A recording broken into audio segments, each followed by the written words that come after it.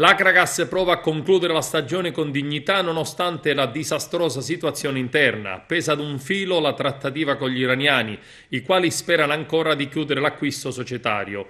In settimana il terzo cambio di panchini è avvenuto, anche se non ufficiale per ragioni regolamentari e di opportunità. Leo Criaco, come aveva chiesto, tornerà a fare il vice, ma nella carta resterà il titolare, mentre Mauro Miccichè, tecnico degli allievi nazionale, è stato scelto per dirigere la squadra fino alla conclusione della stagione.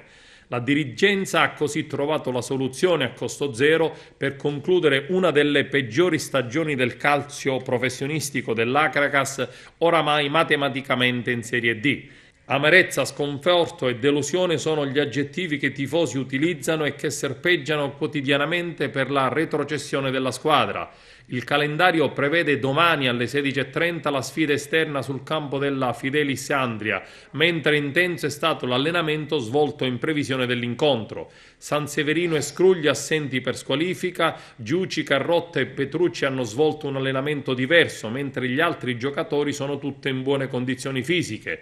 Sul fronte societario l'attuale proprietà attende le prossime mosse dall'imprenditore iraniano, che negli ultimi giorni ha nuovamente iniziato una corrispondenza con gli altri imprenditori iraniani, ma senza ancora risultati concreti, per cui la tensione nell'ambiente biancazzurro rimane altissima. Passiamo alla Fortitudo con il coach Ciani, che mette in guardia in vista del prossimo incontro con l'avversario il Napoli. Positivo ed incoraggiante intanto il ritorno a disposizione della squadra di Guariglia e Zugno. Appuntamento al Pala Moncada domani di Porto Empedocle, domani sera alle ore 18.